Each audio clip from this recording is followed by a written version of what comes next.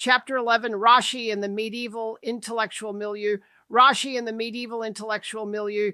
Rashi's scholarly achievements must be understood within the vibrant intellectual milieu of medieval Europe, a period marked by dynamic cultural exchange, flourishing scholasticism, and complex interreligious interactions. His exegetical work emerged not in isolation, but as part of a rich tapestry of Jewish, Christian, and Islamic thought circulating in centers such as northern France and the Rhineland. This chapter situates Rashi within this broader medieval context, exploring how his methods and concerns both reflected and contributed to the intellectual currents of his time. The medieval period witnessed a resurgence of textual study and linguistic inquiry, with scholars across traditions emphasizing grammar, philology, and logical analysis as essential tools for interpretation. Rashi's commentaries exemplify this trend, demonstrating a sophisticated command of Hebrew grammar and an insistence on linguistic precision that paralleled contemporary scholastic efforts in Christian and Islamic centers.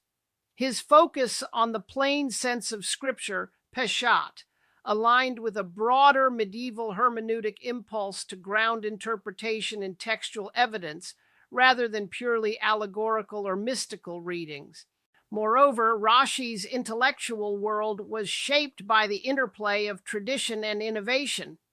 While deeply rooted in rabbinic sources such as the Talmud and Midrash, he also engaged critically with textual variants and linguistic ambiguities, reflecting a scholarly attitude that balanced reverence for inherited texts with analytical rigor.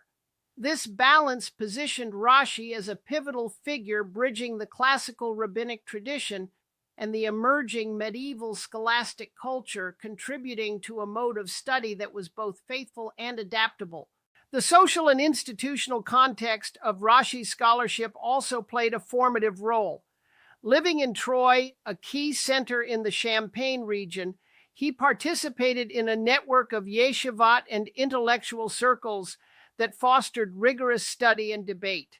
His teachings and commentaries were disseminated through manuscript culture, facilitating the spread of his method across Europe and embedding it within diverse Jewish communities. This environment of scholarly exchange and textual transmission contributed to the development of a standardized, accessible commentary style that combined clarity with depth. Rashi's work must also be viewed in light of the interreligious and intercultural interactions characteristic of medieval Provence and northern France.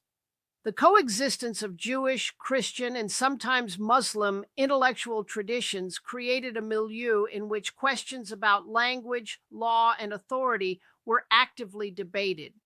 While Rashi remained firmly within the Jewish exegetical tradition, his linguistic and methodological concerns resonate with the broader medieval engagement with text and interpretation.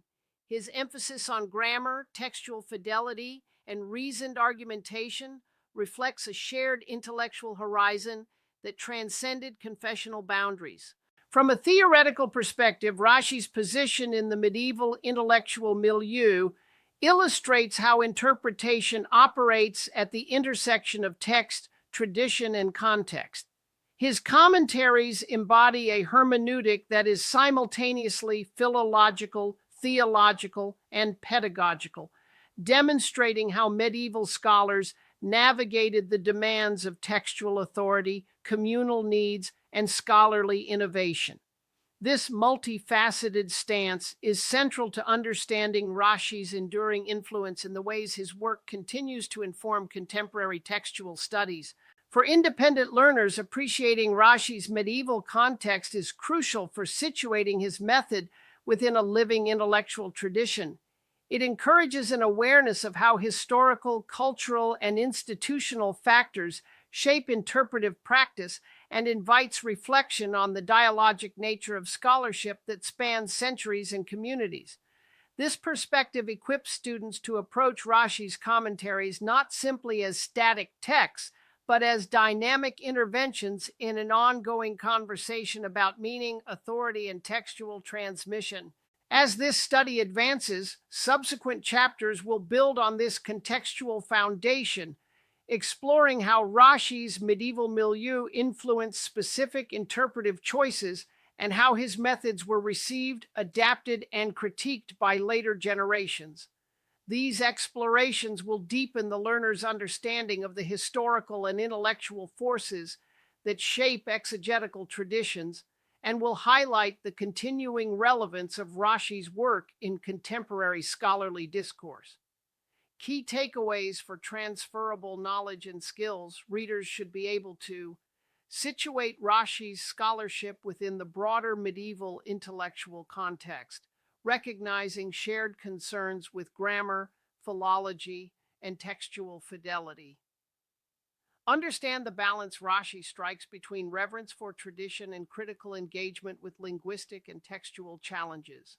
Appreciate the role of social and institutional networks such as yeshivat and manuscript culture in shaping the dissemination and reception of Rashi's methods. Recognize the intercultural dimensions of medieval intellectual life and their influence on Jewish exegetical practice. Develop a historically informed approach to textual interpretation that integrates philological rigor with awareness of cultural and institutional contexts.